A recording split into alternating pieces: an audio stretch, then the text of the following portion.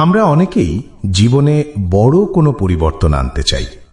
বিশেষ কোনো দিনে বা নতুন বছরে কত শত সংকল্প করি, কিন্তু মনের অস্থিরতা আর খেয়াল খুশির কাছে হেরে গিয়ে কয়েকদিন পরেই সেই সংকল্প ধুলোয় মিশে যায়। কানপুরের আদর্শ মিশ্রজি যখন মহারাজজির কাছে নিজের জীবন বদলানোর জন্য 1 বছরের একটি নিয়মাবলী চাইলেন, মহারাজজি তখন এমন এক জীবন চর্চার কথা বললেন যা কেবল 1 বছরের জন্য নয়, আপনার ইহকাল এবং পরকালকেও শুধরে দিতে পারে। আপনি কি প্রস্তুত নিজের জীবনকে এক নতুন পবিত্র ছাঁচে ঢালতে? তাহলে চলুন মহারাজজির সেই অমোঘ নির্দেশিকা শুনি, যা আপনার হৃদয়ের সব অন্ধকার দূর করে পরম আনন্দের এক প্রদীপ জ্বালিয়ে দেবে। আপনারা দেখছেন বাংলা ভক্তিমূলক চ্যানেল কৃষ্ণ দর্শন। আমাদের পরিবেশনা যদি আপনার ভালো লাগে তবে একটি লাইক দিয়ে এবং সাবস্ক্রাইব ও শেয়ার করে আমাদের পাশে থাকবেন। শ্রী হরিবংশ মহারাজজি, আপনার চরণে কোটি কোটি প্রণাম। মহারাজজি, প্রথমেই আপনাকে হৃদয় থেকে ধন্যবাদ জানাতে চাই। যবে থেকে আপনাকে শুনতে শুরু করেছি তবে থেকে জীবনে অনেক পরিবর্তন এবং উন্নতি এসেছে, কিন্তু অনেক সময় নিজের মর্জি মতো চলায় মনের অশান্তি, ক্লেশ আর অপরাধও হয়ে যায়। মহারাজজি, আমি বুঝতে পেরেছি যে আপনার চেয়ে ভালো বন্ধু আমার আর কেউ হতে পারে না। এখন আমি নিজের জীবনকে পুরোপুরি সততার সাথে বদলাতে চাই এবং আপনার আজ্ঞা অনুযায়ী চলতে চাই। মহারাজজি, আপনার কাছে প্রার্থনা যে কৃপা করে 1 বছরের একটি নিয়মাবলী বা রুটিন আমাকে দিন। দেখো বাপু, আমি শুধু 1 বছরের জন্য নয়, আমি পুরো জীবনের জন্য এবং সবার জন্য বলছি। প্রথম কথা হলো, যতক্ষণ বিয়ে না হচ্ছে ততক্ষণ সবার জন্যই বলছি ব্রহ্মচর্য পালন করা উচিত। এতে অনেক লাভ পাবে। যদি ব্রহ্মচর্য বজায় রাখতে পারো তবে অনেক লাভ হবে। আর যদি বিয়ে হয়ে যায় তবে শুধু নিজের স্ত্রীর প্রতিই প্রেম রাখো, অন্য কোনো মা বোনের দিকে কুদৃষ্টি দিও না। খাওয়া দাওয়া সাত্ত্বিক রাখো। চেষ্টা করো ঘরের পবিত্র খাবার যা ভগবানকে অর্পণ করে প্রসাদ হিসেবে গ্রহণ করবে। কোনো নেশা করবে না, কোনো ধরনের নেশা নয়। মাছ, মাংস ইত্যাদি এইসব অভক্ষ্য খাবার খাবে না। এমন লোকেদের সঙ্গ করো না যারা তোমার মাথায় নোংরা পরামর্শ দেয়। মোবাইল ইত্যাদিতে কোনো নোংরা জিনিস দেখবে না। এতটুকু করতে করতে নাম জপ করো, রাধা রাধা রাধা রাধা, দীর্ঘ সময় ধরে। স তু দীর্ঘকাল নয়রন্তরিয়া সৎকার সেবিত দৃঢ় ভূমিহি। যে দীর্ঘকাল ধরে নিরন্তর আদরের সাথে নাম জপ করে এবং এমন পবিত্র আচরণ বজায় রাখে, নিশ্চিত জানো তুমি নিজেই বুঝতে পারবে আনন্দ কাকে বলে। তুমি আনন্দে নাচবে। ইহকাল আর পরকালের প্রতিটি বস্তু তোমার কাছে থাকবে, কারণ পাপের কারণেই দুঃখ আসে। আর যখন আমাদের নাম জপ দিয়ে পাপ নষ্ট হয়ে যাবে তখন ভগবান সব সুখ দিয়ে দেবেন। इहीं परलोक सकल सुख पावत मेरी सौ भैया কৃষ্ণ গুণ গাवत। যারা এখানে রাধা রাধা কৃষ্ণ কৃষ্ণ জপ করে তারা এই লোকেও আনন্দ পায় আর পরলোকেও আনন্দ পায়।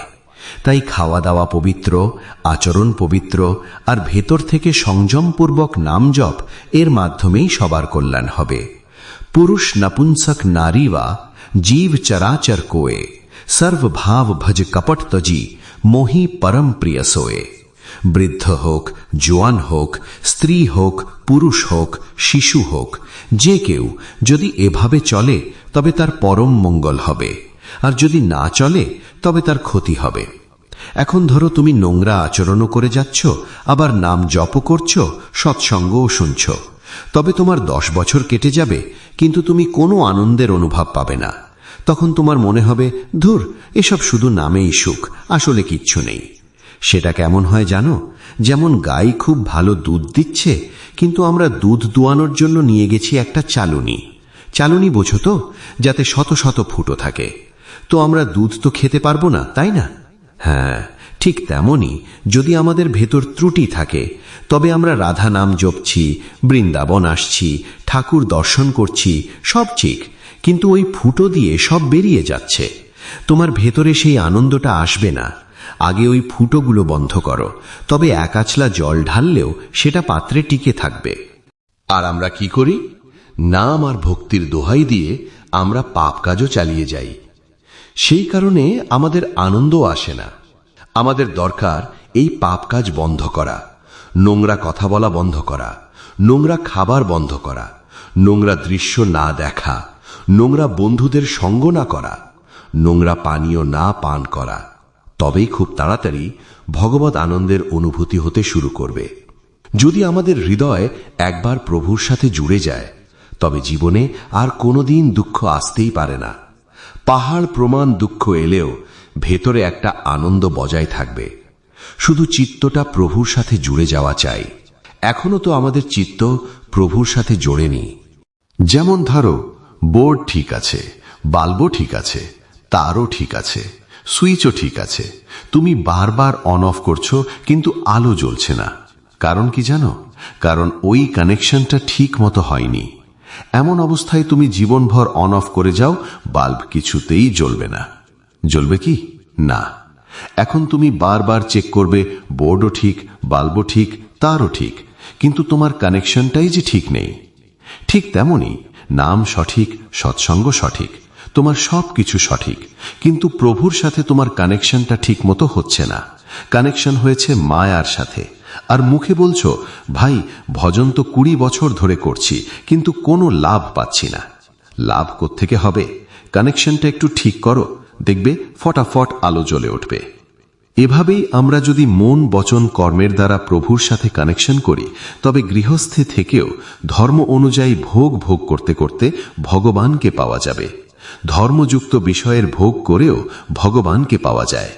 যেমন অম্বরীশজিকেই দেখো। অম্বরীশজির রানী ছিল, পুত্র ছিল, পরিবার ছিল, কিন্তু তিনি এত উচ্চ কোটির মহাভাগবত ছিলেন যে দুর্বাসা ঋষিও তার সামনে ম্লান হয়ে গেলেন, তাই না? একজন কৌপিনধারী মাহাত্মা একজন চক্রবর্তী রাজার কাছে ম্লান হয়ে গেলেন, কারণ রাজা ভক্তিতে বিভোর ছিলেন। তাই আমার মনে হয় আচরণ পবিত্র, আহার পবিত্র, আর নাম জপ দীর্ঘ সময় ধরে করলে তবেই তা অনুভবে আসবে। যেমন আমরা বারবার ভুল করে বসি, তো ওই যে একটা বছরের জন্য নিয়ম দিয়ে দিন, এটা করে দিন, এই সব কেবল মনের কল্পনা। এক গতিতে চলো, স্বাচ্ছন্দ্যে চলো, আর দীর্ঘ সময় ধরে চলো। আমি বলছি, তুমি কচ্ছপের মতোই চলো, কিন্তু সঠিক রাস্তায় চলো। তুমি যদি হরিণের মতো দৌড়াও, অথচ যেখানে যাওয়া উচিত সেই বিহারীজির দিকে না দৌড়ে যদি অন্য কোনো ভুল দিকে দৌড়তে শুরু করো, তবে সারা জীবন দৌড়ালেও কোনোদিন পৌঁছতে পারবে না।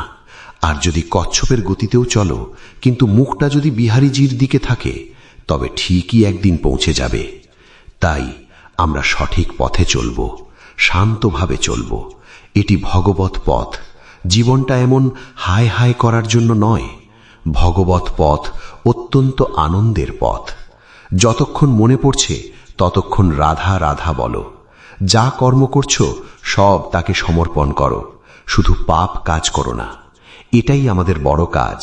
আর যদি পাপ করো, তবে তুমি 8 ঘন্টা গঙ্গায় দাঁড়িয়ে ভজন করলেও লাভ নেই।